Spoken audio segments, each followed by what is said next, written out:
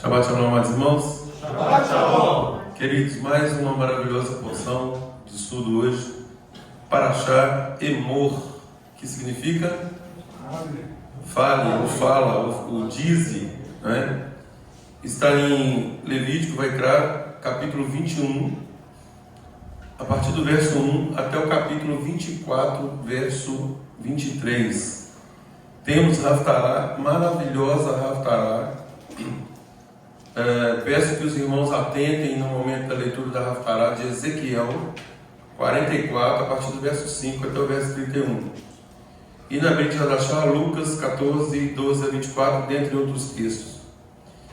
Queridos, capítulo 21 de Vaikra, Levítico, começa falando de instruções para os sacerdotes. E começa o texto assim: disse Adonai a Moshe, fala aí, Emor, que é o nome da Parashá. Fala aos sacerdotes, filhos de Arão, e dize-lhes: o sacerdote não se contaminará por causa de um morto entre o seu povo, salvo por seu parente mais chegado, por sua mãe e pai, filho, filha, e por seu irmão. Também por sua irmã virgem, chegada a ele, que ainda não teve marido, pode contaminar-se. Ele, sendo o homem principal entre o seu povo, não se contaminará, pois que se profanaria. E aí, queridos, no verso 5 já tem um texto aí muito polêmico, que fala assim: não farão calva na sua cabeça e não cortarão as extremidades da barba, nem ferirão a sua carne, santos serão Adonai, e não profanarão o nome do seu Deus, porque oferece as ofertas queimadas a Adonai, o pão do seu Deus, portanto serão santos. Queridos, farão calva na cabeça, cortar as extremidades da barba, nem ferir carne aqui, por causa de mortos, tá? Então atentem bem para contextos. Porque se nós tirarmos esse texto fora do contexto, nós criamos uma doutrina. Não é isso que está dizendo. A determinação foi dada por causa de costumes pagãos em decorrência de mortos. É aquilo que eu falei. A instrução começa para os sacerdotes com um padrão extremamente elevado, para que os sacerdotes não se contaminem por causa dos mortos. É uma insensibilidade? Não, não é uma insensibilidade. É colocar cada coisa no seu devido lugar. Essa semana tivemos aí um episódio de luto, né, por conta do Brian. E o que nós observamos, né? Quem teve ali, teve a oportunidade de verificar o desespero que ainda permanece no mundo de um modo geral, no tocante à morte. As pessoas não sabem lidar com a morte. E a morte nada mais é do que um processo da própria vida. Agora, por que há tanto desespero? Por que há tanto desequilíbrio? Porque as pessoas elas perdem muitas vezes o senso da soberania de Deus por causa de uma morte. É exatamente por conta do tipo de relacionamento que a pessoa nutre com o Criador. É óbvio, gente, é óbvio que toda vez que, eu sempre falo isso, né? Toda vez que se fere uma ordem natural, esse próprio ferimento da naturalidade causa um desequilíbrio maior. Não é natural que pais enterrem filhos. O natural é que filhos enterrem pais. Então quebrou essa ordem, já gera um desequilíbrio.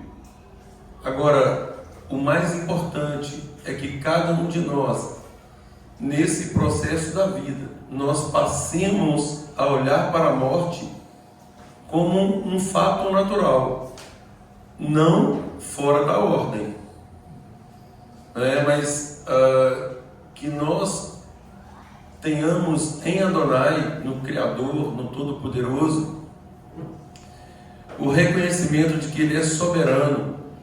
E aí tem um princípio que nós sempre falamos nele aqui, Ganzu Letová. Todas as coisas cooperam para o bem daqueles que amam Adonai, daqueles que são chamados segundo o seu propósito. Como pode algo ruim cooperar para o bem? Ora, o mundo apregoa que coisas boas cooperam para o bem, que amar aqueles que nos amam é vantajoso. O padrão do reino é o inverso. O padrão do reino é amar aqueles que nos odeiam. O padrão do reino é, em circunstâncias ruins, nós retirarmos forças para glorificar o nosso Criador. Esse é o padrão do reino.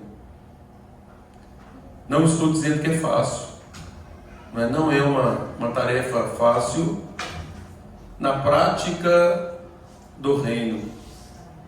Nós somos hoje cidadãos do reino. Yeshua inaugura o reino do Pai nessa terra. E Ele nos dá um padrão de excelência, um padrão de onde nós podemos ter uma vida abundante aqui. E, aliás, Ele deixa isso claro, eu vim para que tenham vida e vida em abundância. Ou seja, Ele nos ensina a depender do Pai, para que nós possamos usufruir a plenitude das promessas dele. É um padrão que ele estabeleceu. Falava com alguém aqui mais cedo, e Yeshua nos mostra algo totalmente novo, totalmente diferente, de um cumprimento de normas e instruções dissociadas do verdadeiro padrão que o Eterno quer para nós. Por exemplo, todos os estudiosos, os mestres da Torá com quem Yeshua manteve contato, a grande maioria,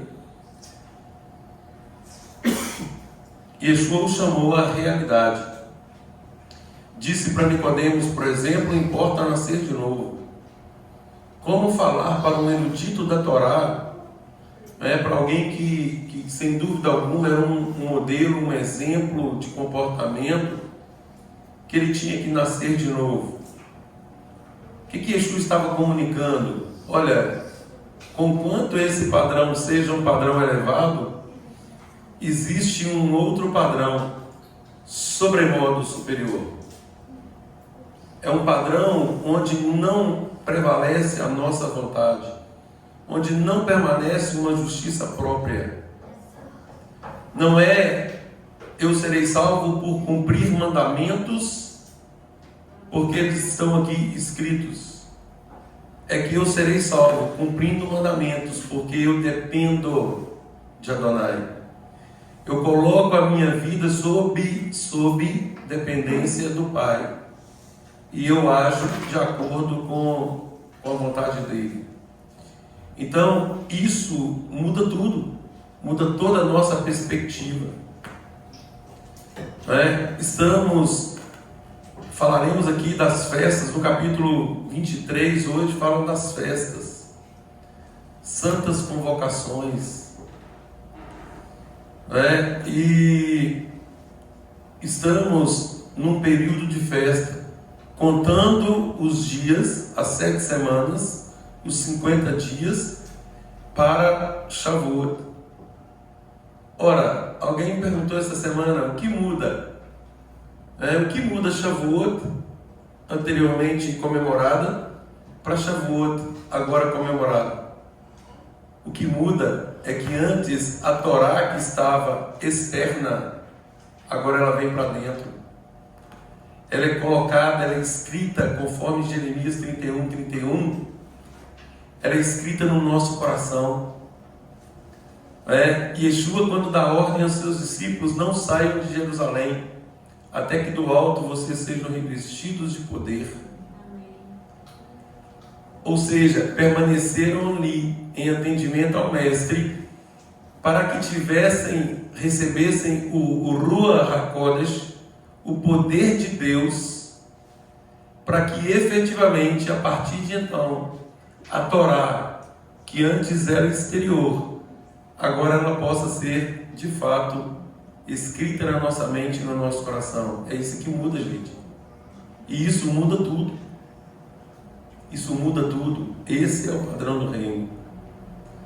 Agora é de dentro para fora e não mais de fora para dentro. Aqui no Sinai é a mesma lei. De fora para dentro. O Eterno aqui exterioriza a Torá como um início rudimentar de aprendizado, até que chegue em Shavuot, com a promessa do Rua, Pentecostes, onde o Rua cumpre a profecia de Jeremias 31, onde o Eterno garantiu que escreveria no nosso coração e na nossa mente os mesmos mandamentos. Escreverei no coração e na mente os meus mandamentos, e vos darei o meu Rua, o meu poder. Para quê? Para que vocês consigam andar em dependência e em obediência. Gente, muda tudo. Essa é a perspectiva desta festa. É algo que nós estamos nos aprimorando a cada dia, não é? E olhando para as santas instruções do Eterno, assim como Shaul fala lá em Romanos, né? Que as instruções, a Torá, ela é santa, justa e boa. Como algo que é santo, justo e bom pode se transformar em algo ruim? É óbvio que isso é impossível. Impossível. A não ser que desvirtuemos o propósito da própria instrução. E a contagem de homem, queridos, aqui em obediência ao mandamento das festas, quem continua perseverando na contagem, sobretudo aí estudando os textos correlatos, tem galgado degrau por degrau. E aquilo que eu falei, não é possível chegar ao topo a passos largos. Não é possível. Subimos aqui alguns degraus para chegar aqui na sinagoga. É impossível, no primeiro lance, suprimir ali 4 ou 5 degraus, para qualquer um aqui, por maior que seja. É impossível. A pessoa não consegue chegar no patamar e passar para o patamar seguinte sem passar pelos degraus. Volto a dizer, por maior que seja. Por mais que se esforce, é impossível. Significando o quê? Que nós temos uma caminhada. Nós temos etapas a cumprir. E o Eterno, Ele é longânimo conosco, para que nós não suprimamos essas etapas. Ao passo também que Ele não quer que nós nos demoremos ou nos alonguemos demais em cada estágio. Shaul fala sobre isso, de atender ao tempo decorrido. Não é profícuo para nós, não é eficaz que nós gastemos mais tempo do que o necessário para avançarmos. Aliás, é altamente prejudicial. E eu vejo que o Eterno tem nos capacitado, e eu penso que nós precisamos nos esforçar um pouco mais. Nós precisamos, gente, ter noção exata de quem estamos servindo, qual é o nosso papel, porque não tem ninguém aqui numa aventura religiosa. Não se trata de uma aventura religiosa. Aqui se trata de um local de retificação, de alinhamento, de estabelecimento de padrões, não padrões humanos, padrões do céu, padrões estabelecidos desde que o Eterno criou todas as coisas e criou o ser humano. O desejo dele é restabelecer todas as coisas, para que efetivamente possa se cumprir o propósito maior, qual seja Romanos 8, 28 a 30. Porquanto aos que de antemão conheceu, também os predestinou para serem conformes à imagem do seu Filho, a fim de que o Filho seja o primogênito entre muitos irmãos. Esse é o padrão. O Eterno quer uma família de muitos filhos, quantidade. Agora, olha o padrão de qualidade, semelhantes a Yeshua. Esse é o padrão de qualidade. Não se trata de uma quantidade aleatória e sem qualidade.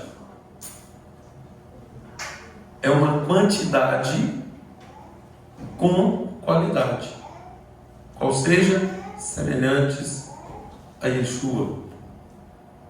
Por que semelhantes a Yeshua? Porque Yeshua nos apresenta um padrão ideal, um padrão exato de dependência e obediência ao Pai. Yeshua nos apresenta que Ele próprio não fez a sua vontade hora alguma. E aí Ele vem e nos dá a senha mais uma vez. Aquele que quiser vir após mim, negue-se a si mesmo, exponha-se, tome o seu madeiro, e aí vem e me segue. Então Ele é o primogênito entre muitos irmãos. Ele é o primeiro, Ele é as primícias. E Ele está aguardando aqueles que anseiam estar no reino,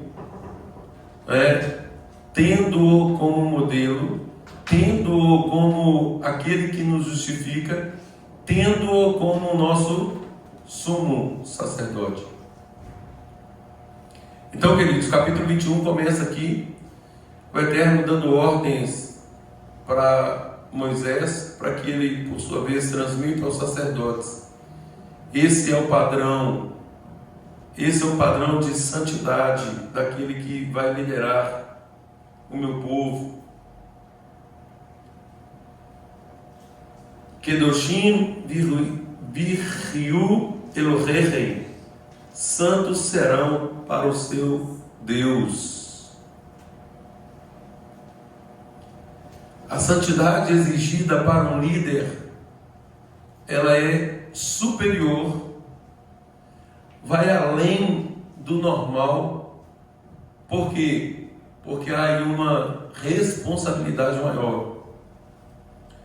1 Pedro 2,9 fala assim, que nós, Israel e enxertados, vós sois nação santa, sacerdócio real, povo de propriedade exclusiva de Adonai, a fim de, tem um objetivo, proclamardes as virtudes daquele que vos chamou das trevas para a sua maravilhosa luz. Tiago 3, 1 e 2 fala, não vos torneis muitos de vós mestres, meus irmãos, sabendo que receberemos um juízo mais severo, pois todos nós tropeçamos em muitas coisas. Se alguém não tropeça na palavra, é um homem perfeito, capaz de refrear também todo o corpo. O que significa isso? Significa, queridos, que cada um de nós tem um chamado perante o Eterno. Cada um de nós recebe do Eterno pelo menos um talento. Agora, não queira inverter talentos e nem quantidade de talentos. A quem o Eterno chamou mestre, que seja mestre. A quem o Eterno chamou para ser evangelista, que seja evangelista. Para quem o Eterno chamou para ser hospitaleiro, seja hospitaleiro. Ou seja, cada um de nós tem uma missão e tem um talento, no mínimo.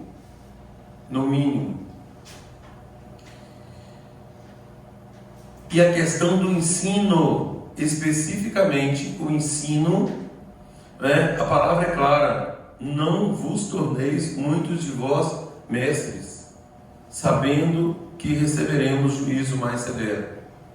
Ou seja, não é uma tarefa fácil.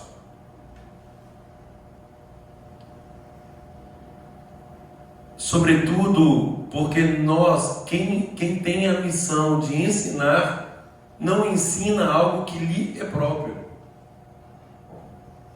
Temos que ensinar esse padrão, a santa, boa e justa Torá do Eterno.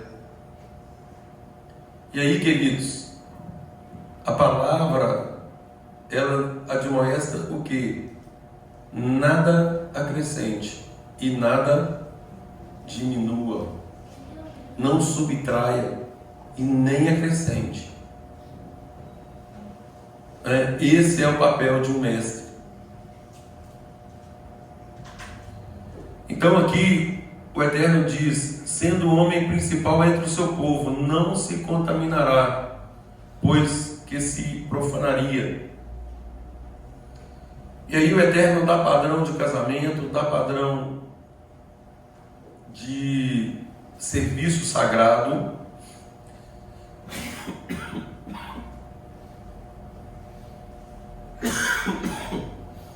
No capítulo 22, ele dá instruções acerca das coisas santas, de como ingeri-las. E aí, queridos, agora eu quero que visitemos a Haftará de Ezequiel e observe a seriedade com que o Eterno trata as coisas sagradas. Ezequiel, capítulo 44, a partir do verso 5. Acompanhe a leitura. Disse-me Adonai, filho do homem, nota bem, e vê com os próprios olhos, e ouve com os próprios ouvidos, tudo quanto eu te disser, de todas as determinações a respeito da casa de Adonai, e de todas as instruções dela. Nota bem, gente, presta atenção nisso. Nota bem quem pode entrar no templo e quem deve ser excluído do santuário. Dize aos rebeldes, à casa de Israel: assim diz Adonai Elohim: bastem-vos todas as vossas abominações, ó casa de Israel. Porquanto, presta atenção, gente, olha a responsabilidade disso. Porquanto introduzistes estrangeiros, incircuncisos de coração e incircuncisos de carne, para estarem no meu santuário, para o profanarem em minha casa, quando ofereceis o meu pão, a gordura e o sangue. Violastes a minha aliança com todas as vossas abominações. Preste atenção. Não cumpristes as prescrições a respeito das minhas coisas sagradas. Antes, constituístes em vosso lugar estrangeiros para executarem o serviço no meu santuário.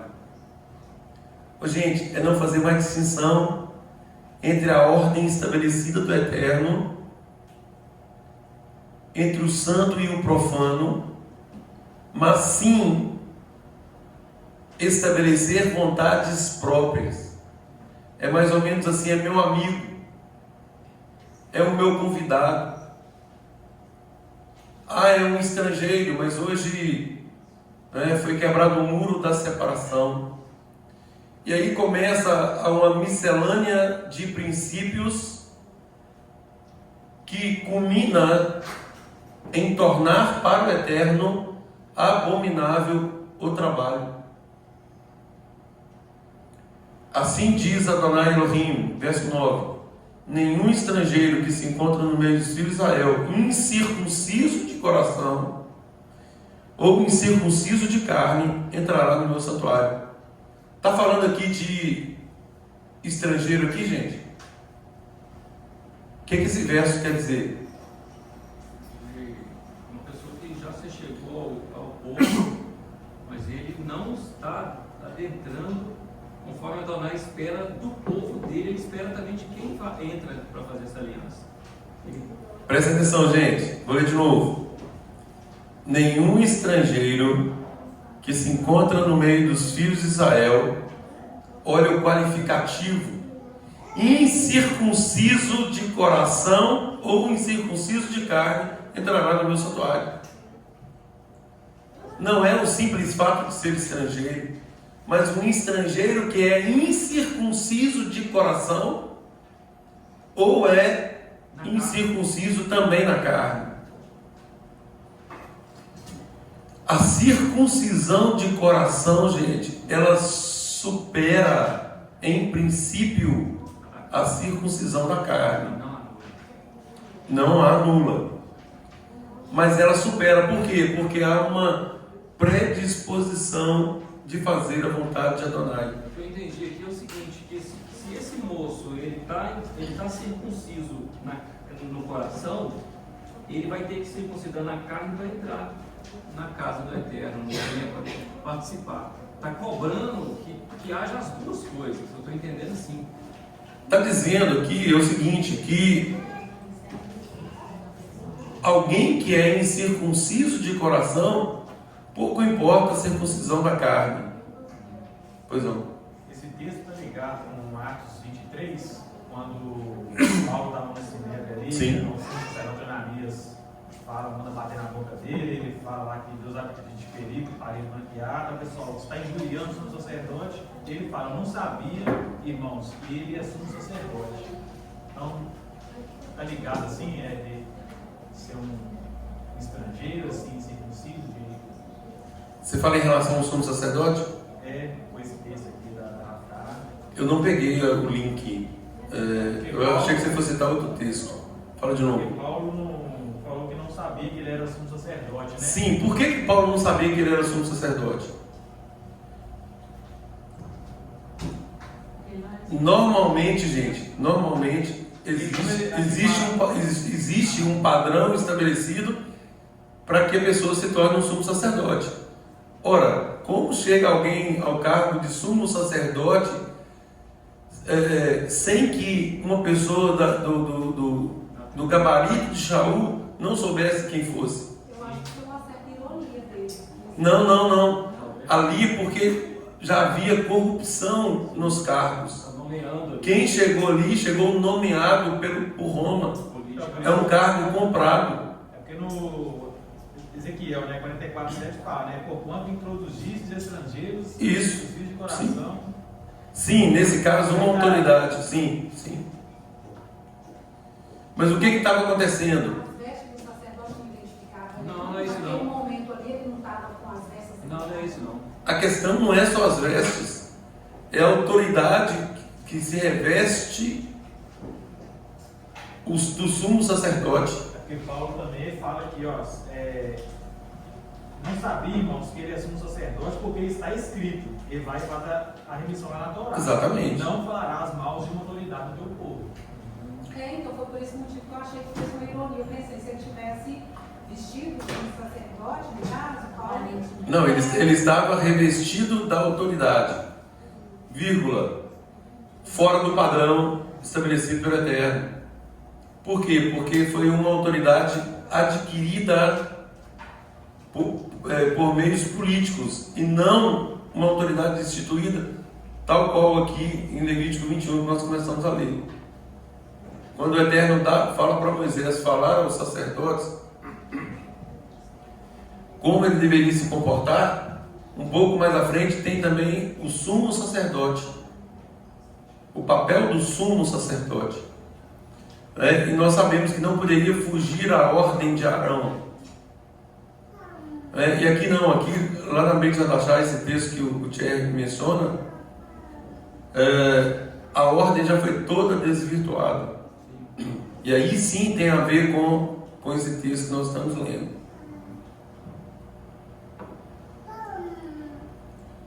Verso 10 de Ezequiel: os levitas, porém, que se apartaram para longe de mim, quando Israel andava errado, que andavam transviados, desviados de mim, para irem atrás dos seus ídolos, bem levarão sobre si a sua iniquidade, a sua anomia, a sua transgressão. Contudo, eles servirão no meu santuário como guardas nas portas do templo e ministros dele. Eles imolarão o holocausto e o sacrifício para o povo, e estarão perante este para lhe servir. Porque lhe ministravam diante dos seus ídolos e serviram a casa de Israel de tropeço, de maldade. Por isso, levantando a mão, jurei a respeito deles, diz Adonai Elohim, que eles levarão sobre si a sua anomia. Não se chegarão a mim para me servirem no sacerdócio, nem se chegarão a nenhuma de todas as minhas coisas sagradas, que são santíssimas, mas levarão sobre si a sua vergonha e as suas abominações que cometeram. Contudo, eu os encarregarei da guarda do templo e de todo o serviço, de tudo que se fizer nele. Mas os sacerdotes levitas, os filhos de Zadok, que cumpriram as prescrições do meu santuário, quando os filhos de Israel se extraviaram de mim, eles se chegarão a mim para me servirem e estarão diante de mim para me oferecerem gordura e o sangue, diz Adonai Elohim. Eles entrarão no meu santuário e se chegarão à minha mesa para me servirem e cumprirão as minhas prescrições. Então, queridos, aqui o Eterno deixa claro mais uma vez deixa claras as suas prescrições. E aí, de novo, chama a nossa atenção para o restabelecimento da ordem, para que tenhamos o cuidado na hora de instruir, para que nós retifiquemos aquilo que eventualmente esteja fora do padrão estabelecido por Ele. Por quê? Porque essa é a nossa função.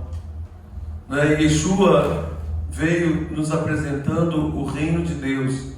Nós somos chamados a fazer a retificação, Tikkun Olam, retificação do mundo, sobretudo para o mundo vindouro. Nós precisamos assumir a nossa responsabilidade, o nosso papel, cada um de per si, para que, como Kehilá, como congregação, nós consigamos desempenhar o nosso papel em sociedade. Essa retificação ela sai do âmbito pessoal, Isso. mas a intenção é que seja um grupo, atingir o mundo, né? Coletividade. Exatamente. Quando o Eterno chama Abraão, olha para você ver, ele começa de um, e aí ele fala da descendência dele, que obviamente nós sabemos que hoje é o Israel. Então ele começa em um caráter particular, trazendo para uma coletividade, trabalhando de forma individual e ao mesmo tempo coletivo, para que essa coletividade, de novo, ela possa ser sal, luz para todas as nações e possa cumprir o papel sacerdotal para o qual foi instituído no princípio.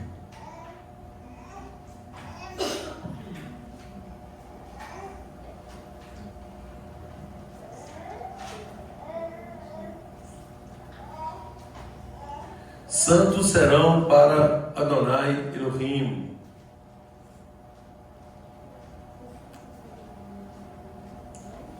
A santidade, queridos, Rashi fala que a santidade ela está diretamente relacionada com separação das coisas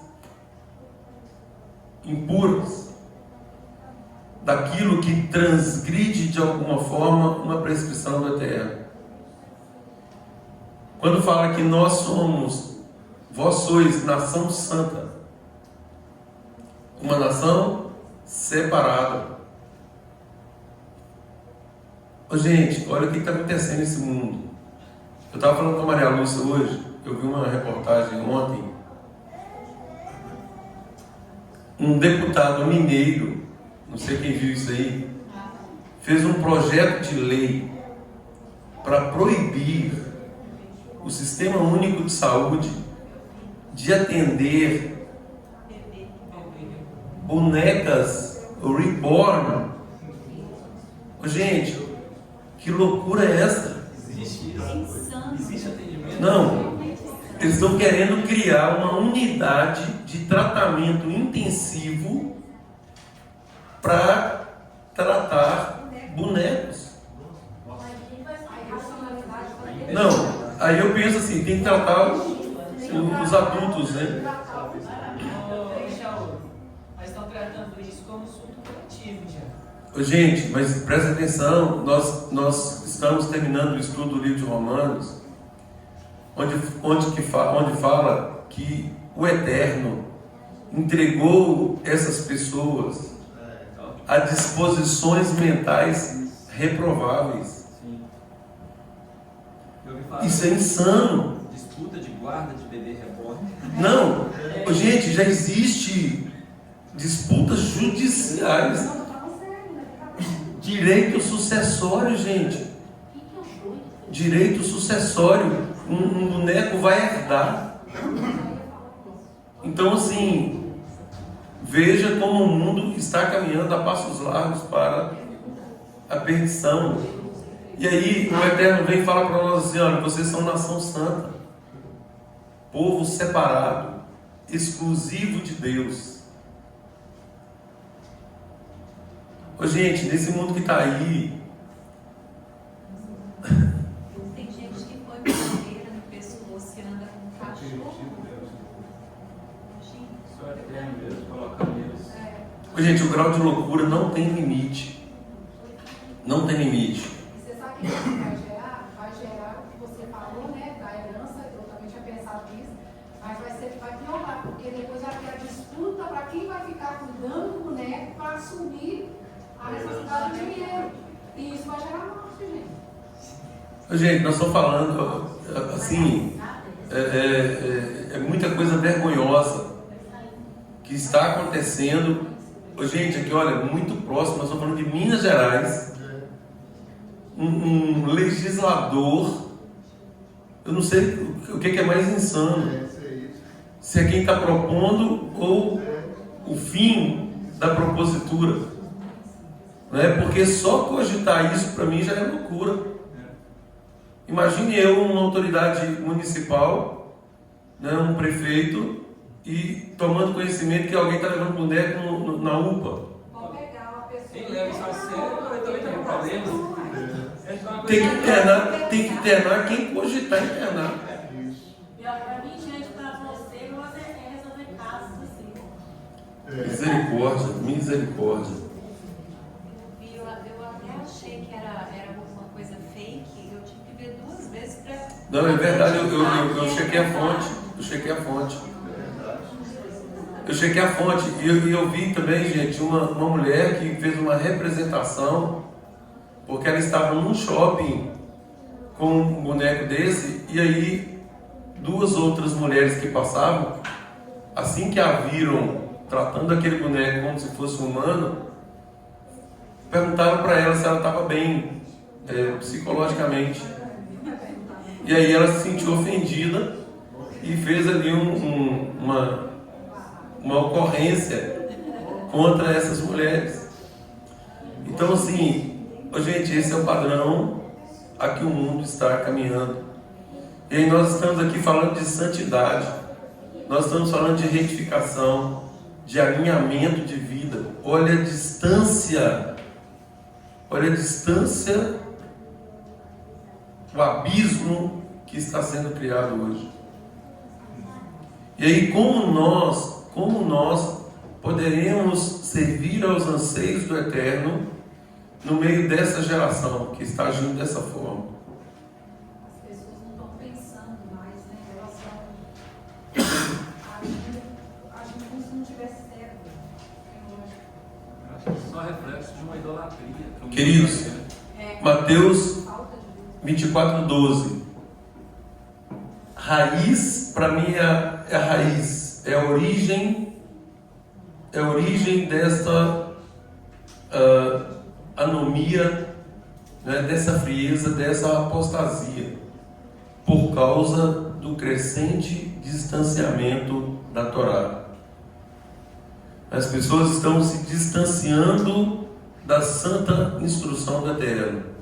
E aí é óbvio que isso resulta nesses tipos de comportamentos. Olhem o distanciamento, gente. Levítico 23, que fala dos encontros que o Eterno marca conosco. Os moedim. Modei Adonai Asher Tisrei Utan Mikra Kodesh. Festas de Adonai que proclamareis como santas convocações. Gente, Levítico 23, disse Adonai a Moshe: fala aos filhos de Israel e diz-lhes: as festas fixas de vocês. É isso que está aí? 23? Não, de Adonai. As festas fixas de Adonai que proclamareis serão santas convocações. São estas as minhas festas, diz Adonai. Os meus tempos designados. Os meus tempos designados. Queridos, encontros tido como santas convocações, Mikra Kodesh, santa convocação. A expressão Mikra Kodesh é entendida por todos os sábios como uma convocação solene feita pelo próprio Criador, por meio da qual o povo é chamado a interromper as suas ocupações, sejam elas quais forem, e comparecer diante do Todo-Poderoso. Desprezar esse chamado é recusar o convite do Eterno para um encontro sagrado. Gente, eu estou todo arrepiado. Mikra Kodesh, santa convocação, encontro sagrado. Nós agendamos? Não, o Eterno pré-agendou para nós. E aí olha a beleza disso. A primeira santa convocação, qual é? Shabat, gente. O Shabat é o elo que efetivamente interconecta todas as outras festas. Começa pelo Shabat, começa pelo núcleo menor, a semana. Presta atenção nisso, gente. Começa pela semana. Interconectando as semanas, nós temos Lua Nova, Rosh Chodesh, onde o mês se renova. 4 semanas, um pouquinho mais dias ali, mais um mês, Rosh Chodesh, mais uma festa, mais uma renovação. E aqui tem todos os moedim, os encontros como Mikra Kodesh, santas convocações. Não é? Então nós começamos pelo Shabat. Interessante ver minha mente aqui o seguinte: diferença de Shabat para sábado, porque o sábado também é tido como um dia santo por algumas denominações, mas não te conecta às outras festas. Tem que vir da casa de Israel o ensino. Rafael. Se esse ensino vier de Roma, ele não te leva para as demais. Tem que vir de Israel, tem que vir da oliveira. É a forma como ele é ensinado também, né? Ele é tratado como um peso, né? Eu vejo assim, quando a gente vê o quarto mandamento na sábado, eu já faço essa conexão direta. Quando eu vejo o sábado ali, beleza, ok, mas dentro dele ali, ele já está falando assim, ó, as minhas festas estão todas aqui. Porque Shabbat, né, se eu não me engano, não vai falar das festas, da separação, não trabalhareis nesse dia, ele segue o mesmo padrão do Shabbat das festas, né? As santas convocações, sim. Nas demais festas, ele estabelece qual é o Yom Tov, qual é o dia que é santa convocação e que é proibido o trabalho secular naquele dia. Em Pessa, por exemplo, que a próxima festa aqui, está no verso 4, santas convocações que proclamareis no tempo determinado, no mês primeiro, aos 14 do mês, ao crepúsculo da tarde, é Pessa, Páscoa, e aos 15 dias é a festa de pães ázimos. 7 dias comereis pães ázimos. Olha aí, olha. No primeiro dia tereis santa convocação. Primeiro dia. E aí prossegue. 7 dias oferecereis oferta queimada e tal. Ao 7º dia, outra santa convocação. Haverá santa convocação. Nenhuma obra servil fareis. Então o Eterno estabelece os dias que são santas convocações. Mikra Kodesh. Seguem-se nas festas aqui as primícias. Pentecostes, gente, Shavuot. Estamos hoje, hoje será o 35º dia da contagem do homem. Ou seja, 5 semanas completas. Daqui a pouco mais de 2 semanas estaremos em Shavuot, em Pentecostes, essa festa.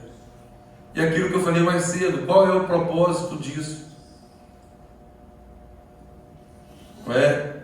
Oi? Na verdade, se a gente fosse reparar, né, quando ele fala assim, minhas festas, é como uma pessoa que organiza uma festa. A Andréia falou assim, gente, sabe, Minha festa. É a festa da Andréia, eu vou levar, né? Vou lá cantar os parabéns para ela. É como se a gente desse para a Andréia e falasse assim, não, nesse sábado não, você marca no outro dia, porque eu não vou poder estar presente, não. Então as pessoas falam que as festas do Senhor pode ser qualquer dia. Não, não pode, ele marcou, ele é o dono da festa. Encontros pré-agendados, é claro, é a vontade soberana dele. Então, André veio, foi um ponto maravilhoso, ninguém compareceu. Ninguém compareceu. É, exatamente. É só a gente pensar assim que a gente consegue entender que ele marca a festa, porque a festa é dele. Eu queria dar um depoimento rapidinho sobre as festas, que é um aprendizado para todos nós que somos da diáspora. A luz vai brilhando aos pouquinhos, né? A gente vai entendendo aos poucos, né? Por exemplo, quando a gente começou a falar o Shabbat em 2007, a gente já quis de imediato parar com as carnes e já ficamos querendo fazer as festas. Mas achávamos muito assim, uma tradição, a gente ainda não sabia como, e Deus foi revelando, compramos livros, começamos a estudar e tal. E agora, à medida que a gente vai comemorando, a gente vai entendendo a seriedade e o poder que há nessas festas. A gente faz em casa uma cabana todo ano, na varanda lá na garagem, tem um pedaço de céu aberto, a gente põe umas folhas lá, põe umas cortinas e a gente faz ali. Daqui da congregação, alguns já comeram conosco lá nessas festas, né? E esse ano, irmãos, nós resolvemos fazer uma sucá específica para essa festa. Ela vai ficar pronta o ano todo lá. Ô irmãos, vocês não têm noção do que nós experimentamos espiritualmente falando com essa construção. O carpinteiro foi lá e gastou 3 dias para fazer 2 dias e meio. a sucá. A parte de carpintaria ficou pronta. Aí agora o pedreiro vai fazer o piso e tal, vou fazer outras coisas. Irmãos, assim, a gente está vivendo umas experiências espirituais tão profundas com aquela casa lá. E Deus fala, parece que Deus fala assim com a gente, vocês estão fazendo isso em minha honra. Aqui no nosso canal. Vocês estão fazendo em minha honra. Eu estou feliz, né? O tempo todo Deus falando que tem que estar dentro do coração, mas que o fato da gente estar fazendo ali também é mais uma coisa, a gente está valorizando que a gente está agradando a Ele. Então, quando a Suleide deu esse exemplo da festa da Andréia, dá para a gente ter uma ideia da felicidade de Deus quando a gente valoriza as festas dele. Depois eu vou compartilhar. Gente, isso é caminhar a materialização daquilo que cremos. Então, assim, não basta crer, nós temos que dar passos práticos. Olha aqui, falamos aqui de Shavuot, e falamos mais cedo que Shavuot é agora a Torá no nosso coração. A nossa expectativa, cumprindo aí os passos, degraus por degrau, degrau por degrau, até o 50º dia, conforme Levítico 23:15, contareis para vós desde o dia seguinte, imediatamente seguinte ao dia festivo, desde o dia que trouxeres o molho da oferta movida, 7 semanas inteiras serão, até o dia imediato ao 7º dia festivo, contareis 50 dias, então trareis nova oferta de manjares a Adonai.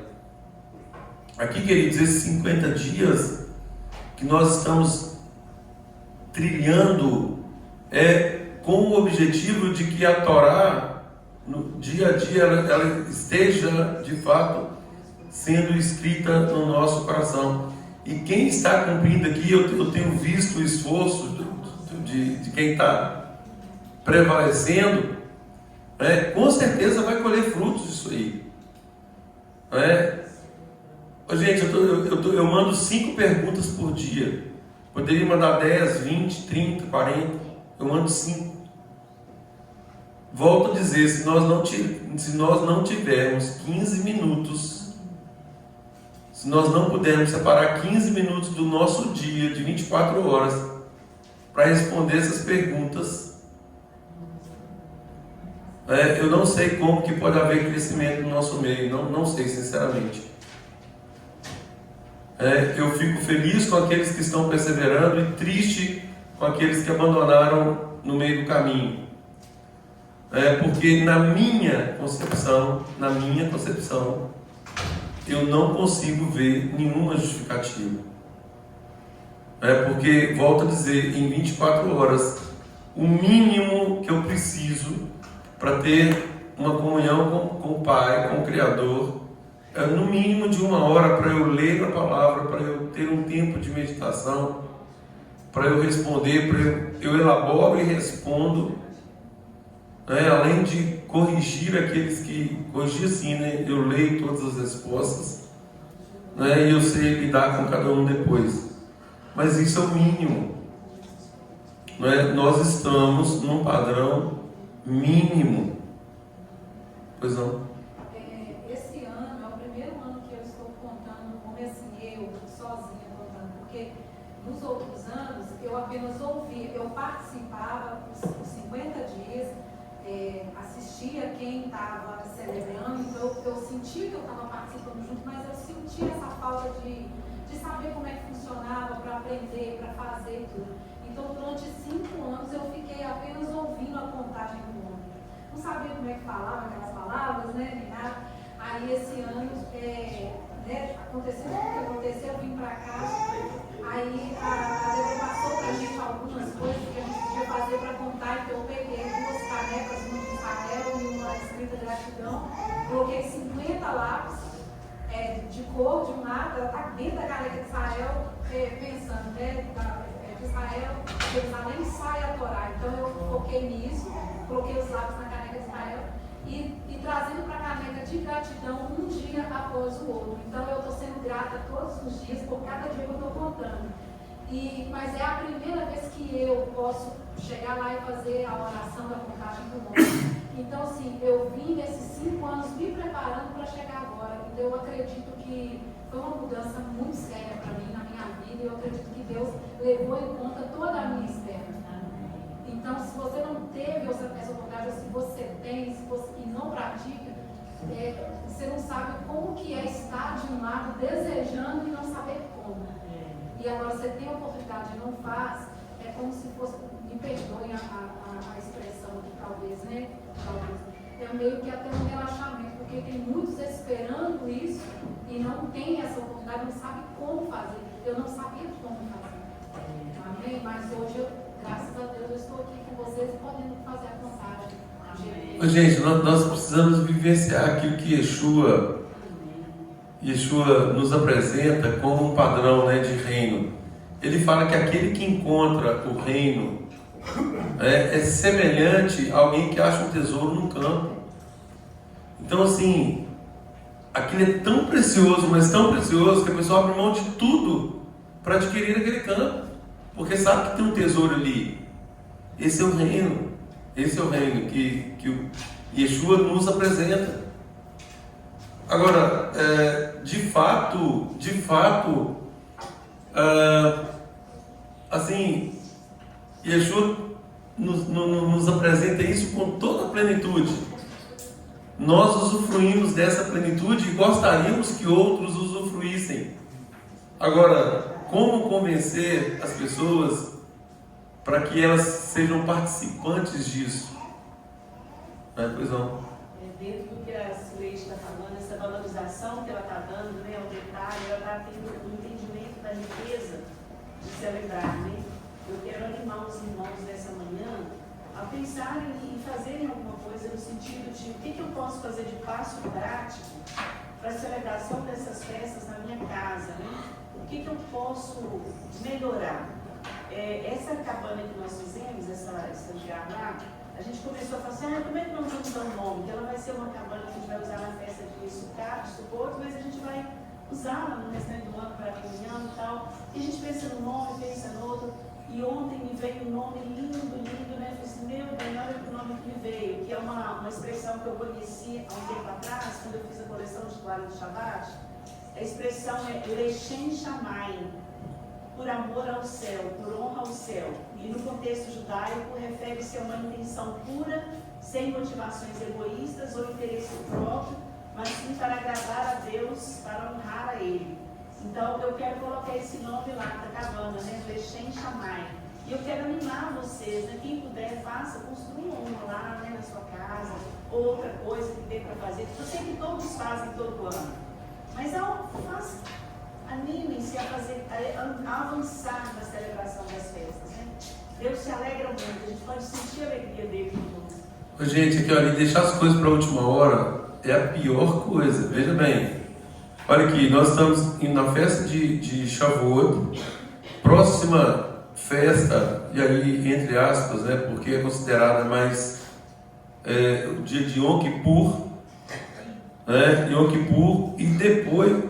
primeiro, hoje é no 23. Ah, sim, ok. Tereis descanso solene, memorial com sonício sorvete. Yom Teruah primeiro, na sequência Yom Kippur, para depois Sukkot. Tudo muito rápido. Muito rápido. E aí, deixar isso para a última hora, aconteceu aí já outras vezes, de a pessoa não conseguir montar a cabana. Né? Deixou para a última hora, não conseguiu, enfim. Então, gente, vamos fazer isso com diligência. Ainda, olha você vê, nós começamos agora nos preparando para uma festa que está lá na frente ainda. E essa semana, com a bênção do Eterno, eu vou deixar tudo pronto. Amanhã já veio uma pessoa para adiantar mais um pouco. Eu creio que lá no máximo, mais tardar no outro domingo, com certeza já vai estar 100% pronto lá. Então, assim, isso é dar passos práticos da fé que nós proclamamos, né? Desse relacionamento com o Eterno. E a forma que nós temos de experimentar as bênçãos, gente, é vivendo esses mandamentos. E não há nada mais importante aqui do que essas santas convocações. Olha aqui no verso 29, aqui falando de Yom Kippur, nesse 28, nesse mesmo dia nenhuma obra fareis, porque é dia de expiação, para fazer expiação por vós perante Adonai, vosso Elohim. Porque toda alma que nesse dia não se afligir, será eliminada do seu povo. Então, queridos, não atender a uma santa convocação é pena de carete, é de extermínio, de exclusão. Rambam, ele fala aqui o seguinte: quem não se apresenta nas santas convocações desliga-se do ciclo da redenção. Maimônides fala assim: olha, profanar o Mikra Kodesh é profanar o próprio nome de Elohim. E lá em Hebreus diz: não deixeis de congregar, fazendo uma alusão específica às santas convocações. Não é um congregar normal, são santas convocações. Não deixeis de congregar, como é costume de alguns. Normalmente, eu vejo que quando a pessoa cai nesse pecado, é porque a vida dele já não está em prática mais com o Eterno. Esse é um ponto de encontro. Sim, uma intercessão. Está todos buscando techuvá, prática de Torá, buscando santidade aqui, encontra e se alegra, irmãos, no mesmo propósito. Então, quando deixa de seguir, é porque já quebrou o elo com o Eterno. Gente, aquele que honra os moedim, os encontros do Eterno, honra ao próprio Criador. Aquele que os negligencia, ainda que clame pelo nome do Eterno, age apenas de lábios.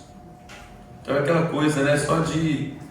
Só de falar, não aprofunda. Por exemplo. Essa questão do congregar aí que você falou, que o José deu exemplo, eu penso que nós estamos vivendo dias muito difíceis, né? Que as pessoas estão se revestindo de justiça própria e defendendo maneira que não é preciso congregar. Essa semana mesmo eu estava numa roda de conversa e a pessoa disse: aqui você é desigrejado, aquele é desigrejado e tal, como se fosse uma coisa bonita, desigrejado, né? E aí eu estava analisando algumas questões e quero animar os irmãos. Quando chegar alguém aqui com esse discurso, que não é preciso congregar, irmãos, vamos ser filhos dessa pessoa, vamos ter uma palavra profética, vamos nos levantar, vamos arriscar a amizade, mas não vamos ser coniventes com esse discurso. Quem chegar aqui defendendo que não precisa congregar, evita essa pessoa está indo contra a palavra. Eu preciso desse povo aqui encontrar com vocês toda semana para eu me sustentar. Nós nos fortalecemos uns aos outros. É por isso que está escrito: não deixeis de congregar, como é costume de alguns. Dá esse anúncio lá para nós, esse aviso. Então vamos ser ousados, vamos ter coragem de nos posicionar contra essas pessoas. Em nome de Jesus. Queridos, no capítulo seguindo, então, festa de Sukkot, festa de Sukkot.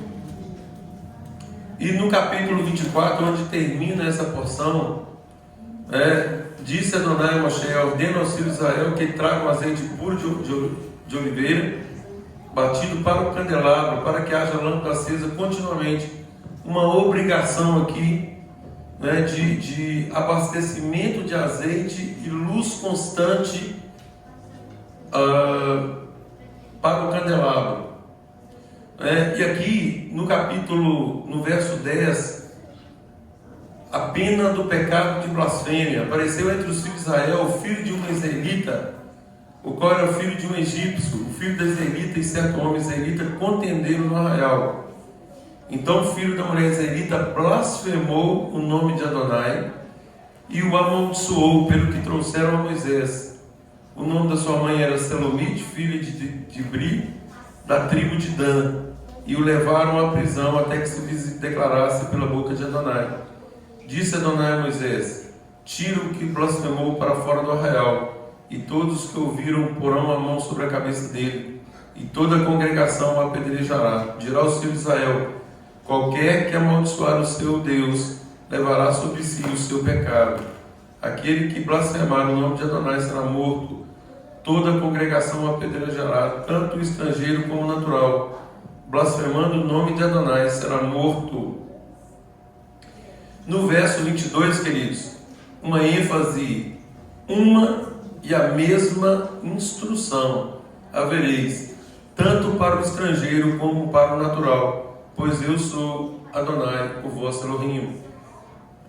O grande engano que há no mundo: isso é para Israel, isso é para judeu. não sabendo que a mesma instrução, a mesma lei, tanto para o natural quanto para o estrangeiro, ou seja, para todo aquele que quiser se chegar ao Eterno, está debaixo da mesma instrução, da mesma lei. O Eterno não faz acepção de pessoas. Conquanto tenha feito um pacto com Israel, é um pacto inicial para que fosse luz para as outras nações. Agora, qualquer nação, qualquer estrangeiro que se chegar e se submeter às normas, será tratado como natural, está debaixo da mesma norma. Então, uma e a mesma instrução, a mesma Torá vereis, tanto para o estrangeiro como para o natural, pois eu sou Adonai, o vosso Elohim. E aí termina: então falou Moisés aos filhos de Israel que levasse o que tinham blasfemado para fora do arraial e o apedrejassem. Os filhos de Israel fizeram como Adonai ordenara a Moisés. Então, queridos, nessa porção, quais são os princípios práticos para a nossa vida? Primeira coisa, começamos falando do sacerdote. Nós temos essa missão. Nós somos uma nação sacerdotal, uma nação santa, separada. Então nós temos que escolher viver à margem deste mundo, ter uma vida consagrada, uma vida separada para honra e glória do nosso Elohim.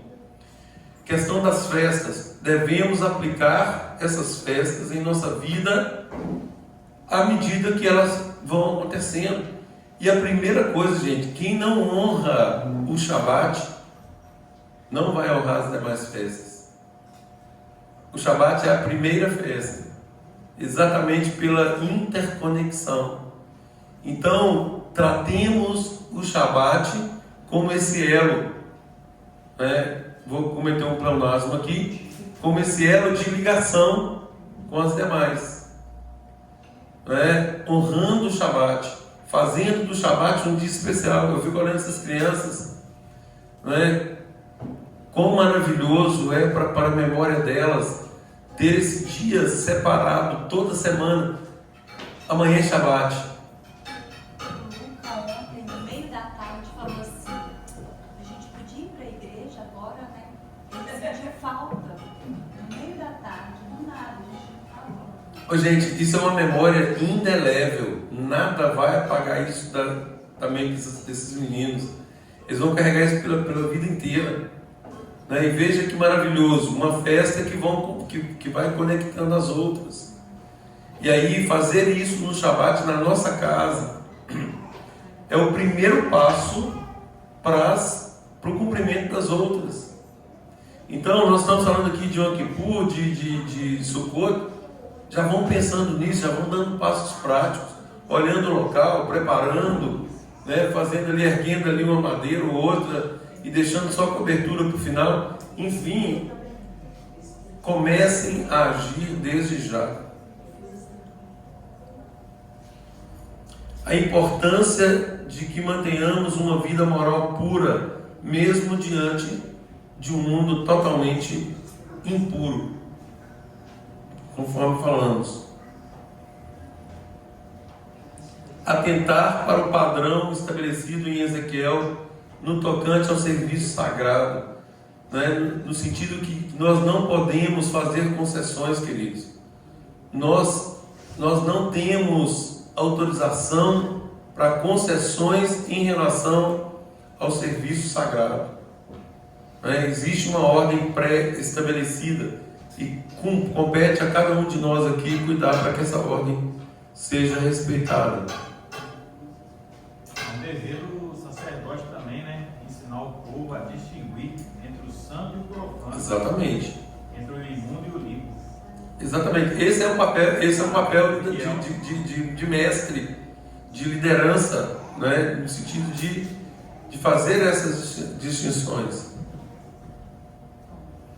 Gente, participar das festas, nos envolver com essas festas, é uma forma de sermos participantes ativos no plano de Deus. Nós temos que sair da teoria e mergulhar na prática.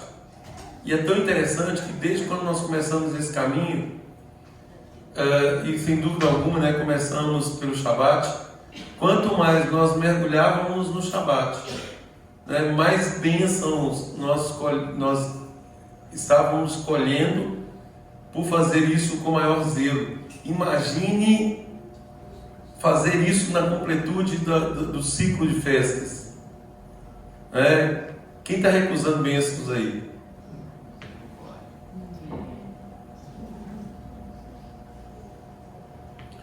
E a última coisa, gente, as consequências espirituais de ignorar uma santa convocação. Eu confesso assim, aí sou eu, tá, gente? Mais uma vez, são palavras minhas. Eu queria que todos compreendessem a noção exata de Mikra Kodesh, de santa convocação, ao ponto de jamais negligenciar, a não ser que haja de fato uma justificativa plausível. Diga-se, uma impossibilidade que a própria Torá nos autorize, de tão sagrado que é. Agora, tem pessoas que por qualquer motivo, elas se abstêm de cumprir uma santa convocação. E aí, gente, eu vejo, é como se jogasse uma bênção fora. Não se trata de barganha nem nada, mas assim, quando nós escolhemos fazer a vontade do Eterno, automaticamente nós vamos colher essas bênçãos, conforme a gente está sempre falando. Então atentem para as consequências espirituais de ignorar uma santa convocação. Várias vezes, a vida está acima de qualquer mandamento, Sim. Então, se não tem risco de vida ali, tem que cumprir. Tem que aparecer. Exatamente. Não é por qualquer motivo. Então, queridos, esta porção nos chama a uma vida de separação, de pureza, responsabilidade com os moedim, com os tempos sagrados, e a nossa fidelidade moral para com a terra, de agirmos dentro do padrão. Josué testemunhou hoje aí a questão de padrões, que nós possamos agir dentro desses padrões, e por meio de Yeshua nos apresenta, gente, uma espiritualidade ativa, não passiva, ativa, no sentido de provarmos as riquezas do reino ainda nesta vida. Quando ele fala que ele veio para nos dar vida, e vida abundante. Então ele nos convida a sermos participantes ativos dessa abundância, tanto aqui quanto no mundo vindouro. E isso é tão verdade, gente, que ele fala que qualquer um que renunciar a qualquer coisa por causa do reino, recebe 100 vezes mais aqui e ainda no mundo vindouro. Isso é santificar o nome de Adonai, Sem dúvida, honrar e santificar. Que o Eterno nos abençoe, que Ele nos capacite, e que nós possamos, gente, ter uma participação ativa mesmo, no reino, para que nós deixemos um legado de chamamento à responsabilidade, desse precioso caminho que o Eterno nos descortinou por meio de seu Filho Yeshua. Shabbat Shalom a todos. Shabbat Shalom.